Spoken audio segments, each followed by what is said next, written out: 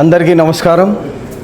ముఖ్యంగా అప్పుడప్పుడే ప్రజాస్వామ్యం గుర్తొచ్చే మాజీ ఎమ్మెల్యే పెద్దారెడ్డనకు పెద్ద నమస్కారం. అన్నా ప్రజాస్వామ్యం గురించి నువ్వు మాట్లాడుతున్నావా?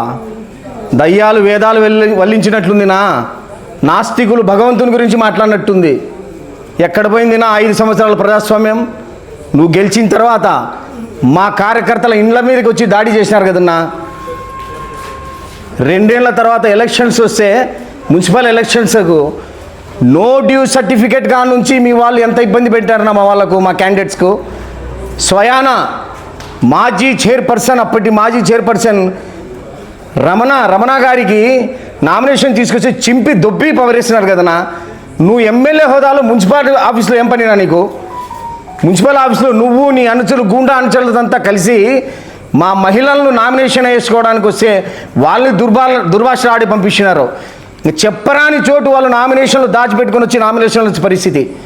స్వయాన మేము మగవాళ్ళమంతా నామినేషన్ వేయడానికి వస్తే ఆ రోజు మమ్మల్ని తరిమి కొట్టినాం. ఆ రోజు పెద్దన దివాకర్ రెడ్డి గారు, పవన్ కుమార్ రెడ్డి గారు ఉంటే మేము వచ్చి నామినేషన్ చేసుకున్నాం. అప్పుడు ఆడిపోయింది నా ప్రజాస్వామ్యం. ఇప్పుడు చెప్తున్నా చూడున్నా, నువ్వు మా గత వీడియోలన్నీ చూడడం లేదాను?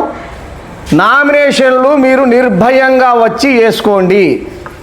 కేవలం ఆ 24 మంది తప్ప, నువ్వు నీ కొడుకులు ఆ తక్కినోళ్ళు తప్ప ఎవరైనా మీ కార్యకర్తలు వచ్చి నామినేషన్ వేసుకోండి. కావాలంటే మీకు ఒక రోజు కేటాయిస్తాం.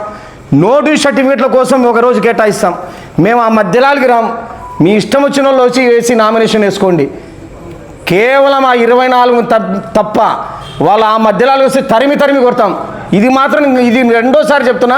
ఇది నువ్వు హెచ్చరించి అనుకో, లేక నీకు ఇస్తున్న ఏమన్నా నీకు విన్నపం అనుకో. ఆ 24 మంది తప్ప ఎవరైనా వచ్చి నామినేషన్ వేసుకోండి. ఎందుకు ఇప్పుడున్న మీ టౌన్ ప్రెసిడెంట్ ఆయన ముందు మా తెలుగుదేశం పార్టీలో ఉన్నాడు కదా, అతనికి ఇబ్బంది పెట్టలే నామినేషన్ వేయడానికి వస్తే? అప్పట్లో మీ దగ్గర ఉండి మాకు ఇబ్బంది పెట్టాలి, ఇప్పుడు మా దగ్గర వచ్చిందిలే. ఇంకా వాళ్ళతో కూడా వీడియో చూపేలా చెప్పు. నువ్వు కూడా ప్రజాస్వామ్యం గురించి మాట్లాడుతున్నావు. మీ కొడుకుల గుండాగిరి ఏంది, నువ్వేంది ఈరోజు మెత్తగా మాట్లాడి వీళ్ళు నామినేషన్ వేయకుండా చేస్తారు. ఎవరైనా రండి, మీకోసం ఒక రోజు కేటాయిస్తాం. మేము ఆ మధ్యలాలకి రాము.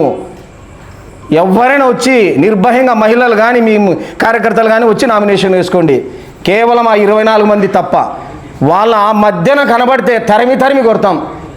ఇది నువ్వు హెచ్చరని అనుకో, ఏమని అనుకో. మా తాడపత్రి బాగుండాలా, ప్రశాంతంగా ఉండాలా, కానీ ప్రజాస్వామ్యబద్ధంగా ఎన్నికలు జరగాల. అది మా లీడర్ జేసీ ప్రభాకర్ రెడ్డి గారి విధానం. నువ్వేందో ఈరోజు మెత్తగా కూర్చొని నాటకాలు ఆడుతున్నావునా? నాటకాలు. ఆ రోజు ఏమైంది? ఫ్యాక్షన్ స్టార్ట్ చేస్తా, గెలిచినా ఓడినా 4 నెలల్లో ఫ్యాక్షన్ స్టార్ట్ చేస్తా అంటివే. ఆ రోజు ఈ మెతకతనం ఏటిపోయింది? ఈరోజు గుర్తుకొచ్చిందా నీకు ప్రజాస్వామ్యం? ఇంతకు ప్రజాస్వామ్యం అంటే నీకు నీ కొడుకులకు అర్థం తెలుసా? అంటే అధికారంలో ఉంటే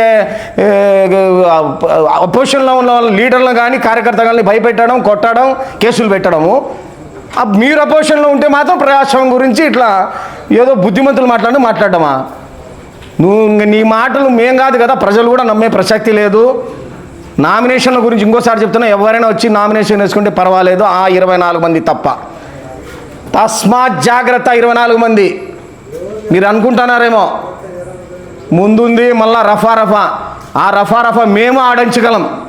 ఆ 24 మందిని తప్ప ఎవరైనా వచ్చి నామినేషన్ వేసుకోవచ్చు. దయచేసి దాని గురించి మాట్లాడున్నా. థ్యాంక్ యూ అన్నా.